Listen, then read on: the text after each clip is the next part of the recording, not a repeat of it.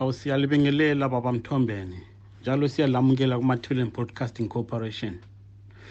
Asibonge kakhulu ithuba lesinikeze lona ukuthi sixoxisane nani. Sizwe kuthiwa liyobe lincintisana kukhetho lweParliament mhla ka-26. Kuliqiniso lokho noma cha? Kuliqiniso sibili sabe sincintisana mhla ka-26 March Tsholotsho South constituency.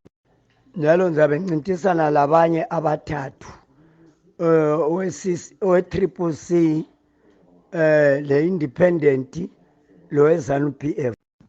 Ngaba ngukhansila eTsholotsho, uward 15 eTsholotsho, 3 terms. I-2 terms ngangu-chairman wama-projects, then i-last term ngangu-council chairman. Kusobala ukuthi alibasha kwezepolitiki naku-leadership. Seliwenzile umsebenzi okesikhashana. Mama term azabe 3 ward 15 isikhathi eside kakhulu. Sibonile ngayonale nje iviki esigqibayo ukuthi iZAPU ibiseTsholotsho. Likhankasa nje iTsholotsho yonke laphana. Libona kuhamba njani noma ngithi kuhambe njani? Kuhambe kakuhle sibili, abantu bayithakazelela kakhulu iZAPU. Njalo besiphosela ilizwi yokuthi iZAPU yachiya umsebenzi ngo-1980 usendleleni, kathesi sesizama ukuqedisa umsebenzi esawuchiye endleleni. Baba Mthombeni, lithi iZAPU yashiyela umsebenzi endleleni njalo isizile manje ukuthi uqedise lo msebenzi. Umuntu engabuza ukuthi yimuphi lo msebenzi yawushiyela endleleni njalo kungani yayiwushiyela endleleni, manje lizokwazi kanjani ukuthi liwufeze lo msebenzi? iZAPU yakhulula ilizwe ngo-1980. Ithe ikhulula ilizwe, okwabuya ngamva kwalokho abantu abakhululekanga. So umsebenzi weZAPU yikuthi kathesi somele bakhulule abantu bathole amalungelo abo lana iZAPU eyayilwela ukuthi bawathole, ukwenze ukuthi abantu bayenze izinhlelo zabo ngendlela abafuna ngayo, abakhetha ngayo. Hayi, kuhle baba Mthombeni, sikufisela inhlanhla kulokho. Kodwa ke bemfisa ukuthi siqale kuqaleni baba. Kungenzakala ukuthi abanye abantu abakwazi, abamazi uMthombeni, abakazi bembone noma abakazi bezwe ngaye. Yikho ke bekungaba kuhle ukuthi baba Mthombeni usinikeze isithombe sokuthi uMthombeni ngubani kahlehle, usukaphi, wazalelwaphi, wakhulelaphi, wafundaphi. Siyabonga baba. uMthombeni uLeonard Mthombeni uzalwa eTsholotsho, wafunda eMhlabangubo uStandard 6, wasuka wayeSt Bernard Secondary School, wasesiyempini okwaba ngucamp commander, waba seGermany MI Kalinin College, wabuya futhi wazoqhubeka ngezifundo sevele empini eBlair Polytech. Ubephethe uMthombeni uqale ngokuphatha i-Regional Association yeNkethe ngu-chairman, founding member njalo waba ngu-first chairman weNkethe Regional Association. Esuka lapho uMthombeni ube ngukhansila okwamaterm amathathu. Yikho kathesi uthe celwe ukuthi angene kwezeParliament. Masibheka siyabona ukuthi sekunamaqembu ezombusazwe ezweni amaningi. Yikho ke wena luqobo lwakho baba Mthombeni, kungani ukhethe ukuthi uncintisane ngaphansi kweZAPU, ungakhethanga iZANU PF, ungakhethanga iMDC, ungakhethanga le iCCC yakhona leyo? Kungani likhethe iZAPU? iZAPU liqembu vele elilombono lokuzalwa kwalo lahlanganisa abantu, yikho kwakulokuthi umntana enhlabathi mwana wevu. Lakathesi ungakhangela abantu uze ufika istage senesi ukuthi kulabo maphathi amaningi kwenziwayo khona ukukhanya ukuthi ubandlululo lolu yilo solubangele ukuthi abantu behlukane kwama-piece ngoba ilizwe leli abantu ngo-80 ligcine ukungena litholakele umbuso langena ekuhlukaniseni abantu okubangele khonoko sokuzalwa amaphathi, njalo amaphathi amaningi azalelwa esingasoze sazi ukuthi vele kuyini okwenzakalayo ngoba abantu sebehlukene kakhulu elizweni. Lithi lina izaphu yiyo engakwazi ukuhlanganisa abantu, ivele bekungumbono wayo wokuthi uhlanganisa abantu nakudala before independence kuze kufika u-1980. Manje ke abantu sebehlukene kakhulu ngale phathi ebusayo njengamanje. Lina njengoba nje limele isiqinti noma ngithi isigaba saseTsholotsho South, yini elikubona njengendingeko esingakuthi ngama-needs abantu baseTsholotsho South? Abantu beTsholotsho South okokuqala bayadinga ukuthi babambane ukwenzela ukuthi inhlelo zabo balohlupho lwamanzi, akulamgwaqo, abantwana ezikolweni abafundi, umnotho wabo eTsholotsho ungakhayela iTsholotsho ilamathimba, ile gold, ilezindlovu, kodwa ababenefithi lutho abantu beTsholotsho. So thina njengezaphu esikhayelela ukuthi abantu kumele bazimanejele ama-resources zabo endaweni zabo, esithi thina amandla ezabelweni i-devolution, abantu abazazimanejela ama-resources zabo, wonke ukutholakala endaweni yabo bakuzuze, ukwenzela ukuthi kulungiswe izikolo, kulungiswe imigwaqo, amanzi bawathole ngendlela ehambelana lomnotho abalawo.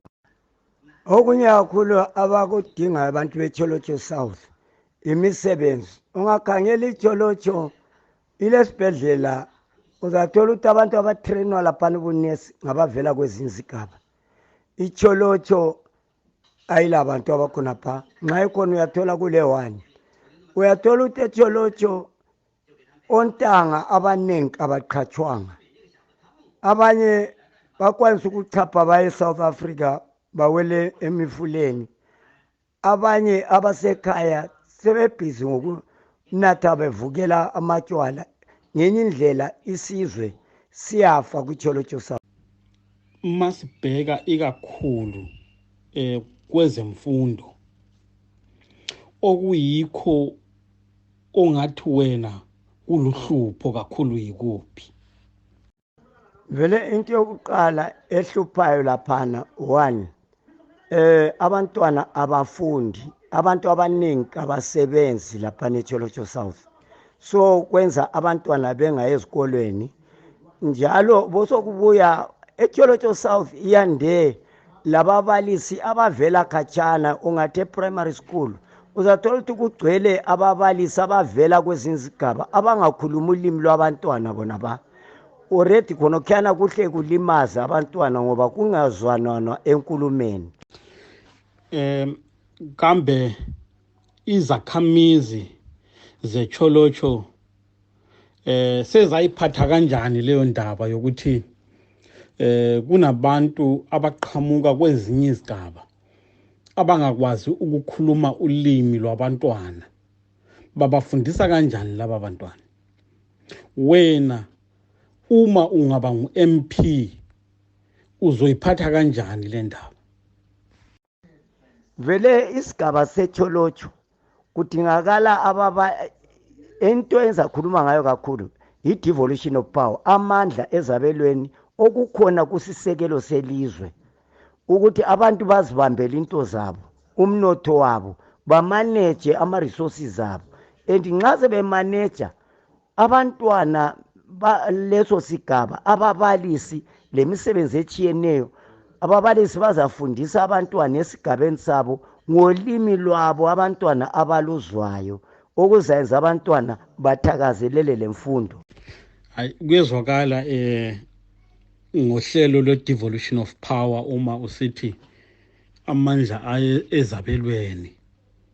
Kodwa-ke ma ubheka wena baba Mthombeni, izizathu zokuthi abantu abaqhamuka kwezinye izigaba batholakale sebeseTsholotsho zingabe ziyiziphi? Okuqakatheke kakhulu vele isisekelo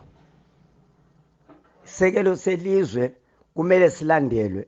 Yena liyani iphathi ye-devolution, yena liyani iphathi yokuthi amandla ezabelweni abantu bazibambela umnotho wabo.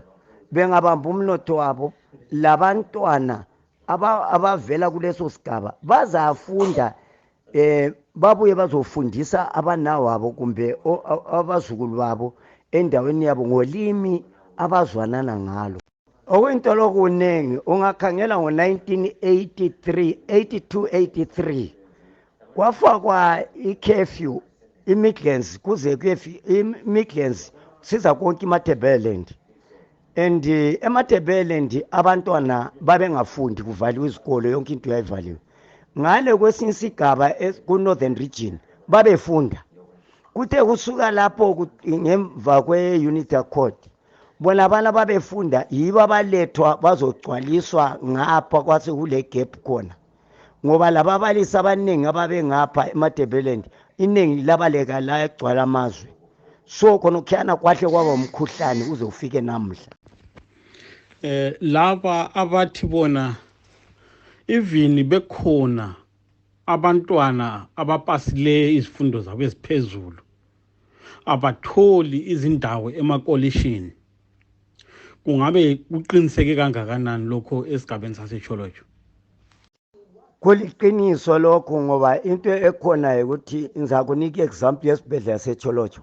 Ungakhayela esibhedlela kwampana kutrainwa onesi, uzathola ukuthi abantwana abalaphana asobe esigaba kulabaningi abavela kwenye indawo. Ukuthi kuloko umthetho okunye esingakwaziyo. Ngikhumbula emuva kwaye kwathiwa nxa kuqhatshwa ngesikhathi sikaMgabe, I still remember, kuthiwa nxa kuqhatshwa kumele kukhayelwe i-majority tribe ibe yeningi bese kusiba thathwa kwezinye indawo. Yiko konokhiyana vele sokulimazile abantwana, yiko sokusenza esizama ukuthi sikulungise ukuthi kona nxa ngene lapha izaphi zami ku-unite abantu ihlanganise, ibahlanganise ngaphansi kwento yena le devolution yena le. Lo lalo adevelope isigaba sakibo.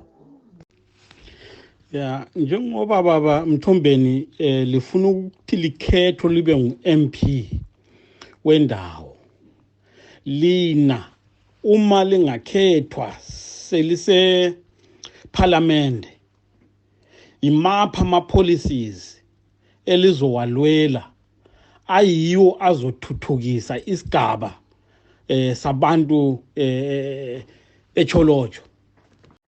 One, iTsholotsho vele into yokuqala vele nguluyiselayo mina ukuhlanganisa abantu kuqala, abantu beTsholotsho South. Okwesibili engukhangeleleyo ukuthi kumele kube iTsholotsho injiyana, vele kumele kube le independent imedia ezabuya leTsholotsho laphana izama ukuxoxisana labantu ngenhlupho zabo, sincedisana labantu. Engizaku-highlighta even eParliament khonokuyana osokulimaza iTsholotsho, akulamgwaqo, akulanto ebambekayo.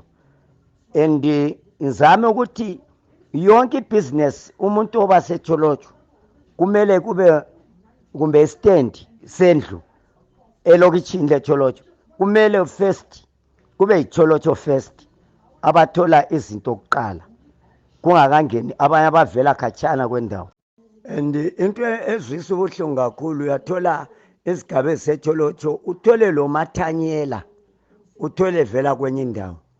ekanti abantwana balaphana belamandla ukuthanyela. Uthi uyakhangela abasemgwaqweni yena le Tsholotsho nxa kucentwa uthola ngabantu abansoba khona phana eTsholotsho. Ngiyezwa ukhala kakhulu ngeunity, ukubambana kwabantu. Kungabe ositshela khona ukuthi abantu baseTsholotsho ababambananga na? Uma bengabambananga kungani bengabambananga? And njalo kungani uthola ukuthi licabanga ukuthi iunity yinto emqoka kakhulu? Abantu eTsholotsho ababambananga ngenxa yenhlanganiso yangena ngo-1980 yayehlukanisa abantu kakhulu. Ungakhangela abantu eTsholotsho laphana abanye sebeze bebala ukuthi ona abadevelop ngenxa yokuthi babavela kwezinye izigaba yiba abakholisayo bebacindezela nga.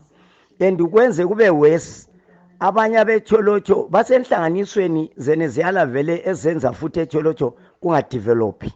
So mina into yokuqala ukuzama ukuyunite abantu under i-committee vele enza ibumba nxa ngenile e-constituency uzahlanganisa wonke ama-organization akhona phana eTsholotsho, ingaba yi-police, ingaba ama-non-governmental organizations, ingaba ngabantu nje ama-committees abe-education, health, kube le committee A1 esizabumba yonke inhlelo zonke sindawonye sihlanganisa amakhanda, singahlanganisi okwamaphathi, sesihlanganisa sikhuluma njengeTsholotsho. Hayi, kuyezwakala impela. Uke wakhuluma ngohlupho lwamanzi. Uhlupho lwamanzi phela, amanzi yimpilo. Manje lina belithi lungaqedwa kanjani ke lolo dubo lwamanzi?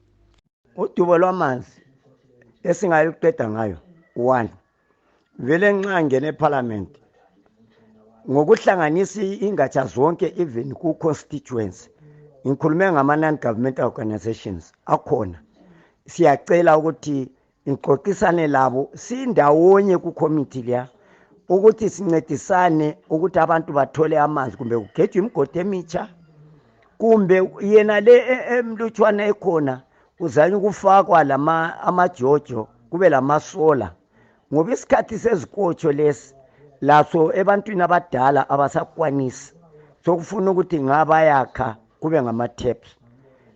Ngizame futhi kule mali le kuthiwa nge-CDF iyabe izabuya ku-constituency, liyani iqondane labo izakhamizi. Mbona into abazaqala ngayo ukukhuluma ngayo into yamanzi, bese bethatha imali yabo yena leyo ababeyizuzile bazama ukuthi badile kukhangelwe kakhulu emanzini.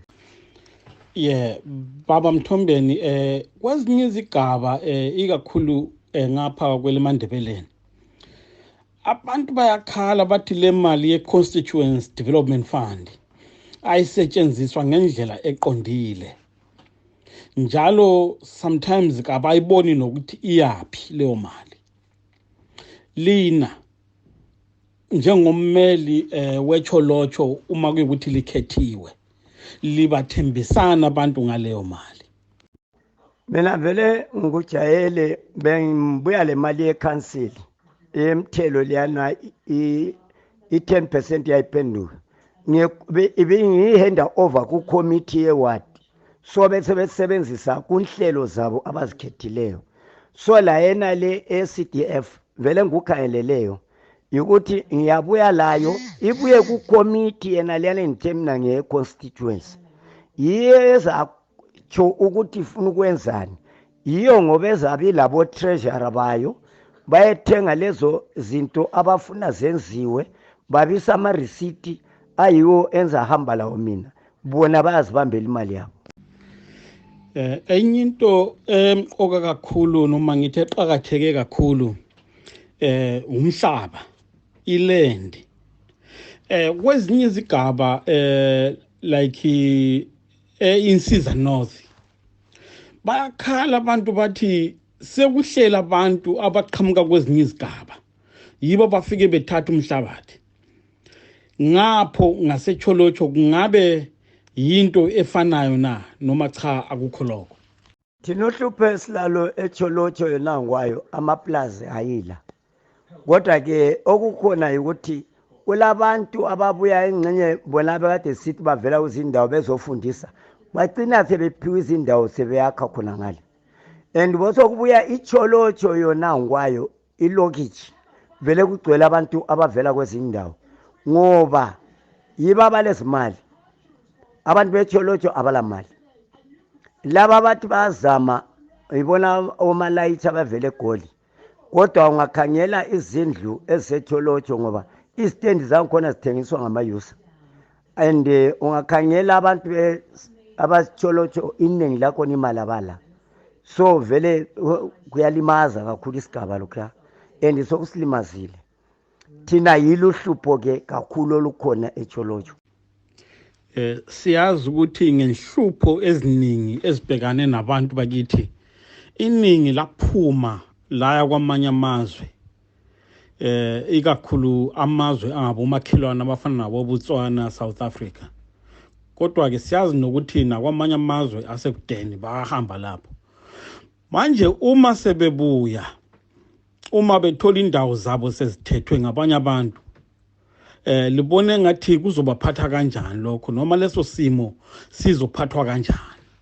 Le kuzahlupha kakhulu yikho ngisithi nxa ngena lapha mina vele sazama ukuthi silwisele ukuthi into ye devolution leya ngoba iyabe icover iland yabo eTsholotsho, icover konke ingathi ama resources wonke eTsholotsho, and kuyabe kuzadinga ukuthi sihlangene ku committee eTsholotsho leya vele into esiza ekumele siyibumbe siqinise sibe lo mthetho ukuthi ongene eTsholotsho lapana kumbe ilokithi kumbe yini first kumele kube udistrict 73 ukwenzela labantwana abangaphandle kwelizwe ngoba abayiTsholotsho yiba abaningi abagcwele emazweni phandle lanxa ezinzigaba bahamba umumo owaba seTsholotsho ngesikhathi sesidididi yowenza ontanga abaningi bahamba elizweni baphuma.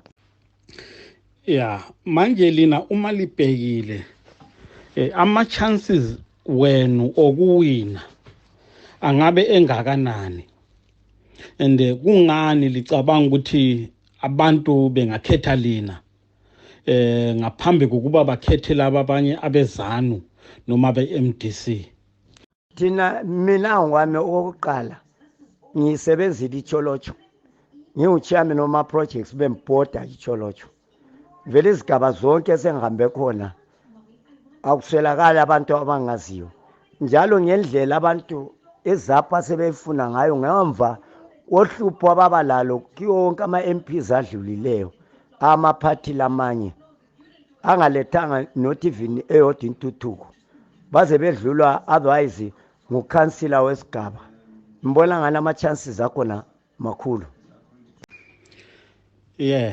Maybe ukuthi silugoqe lolu hlelo oluhle besinalo namhlanje. Baba Mthombeni, umyalezo muni onawo ungawunikeza abantu baseTsholotsho nabantu baseZimbabwe nje jikelele? Ngizabachiyela umbiko lo bantu beTsholotsho South, bambanani ngaphansi kwezapho. Bantu beZimbabwe bambanani ngaphansi kwezapho. Yiyo kuphela ezahlanganisa abantu, yiyo kuphela eyayilendlela yokuthi abantu bahlale kuhle elizweni leli ngoba yayivele ihulumende eyayilakho konke ilungiselele ukuthi ilizwe liyaphathwa njani. Kusukisela bonke ilama engineer abachayela amaframatshina omabhalane onesi odokotela ama scientists izaphi bilabo. So asibuyeleni ekhaya kuzapho sisebenzeni sindawonye ilizwe lethu sichiyela abantwana ilifa esiyalichiya siziqhenya ngayo. Yebo, bekungubaba uLeonard Mthombeni okhankasela ukuthi ebe ngu-MP waseTsholotsho South. Ukushilo ke izindingeko zabantu baseTsholotsho, izinto ezifana namanzi, izinto ezifana nemisebenzi kanjalo. hayi siyafisa kakhulu ukuthi sengathi zingamhambela kahle mzukwana wokhetho akwazi ukuthi aphumelele. Siyabonga ke baba Mthombeni. Ngiyabonga kakhulu lami ngibonge labantu beTsholotsho, ngibonga lawe mphathi wohlelo ngokuba lawe namhlanje sixoxisana ngenhlupho zeTsholotsho South.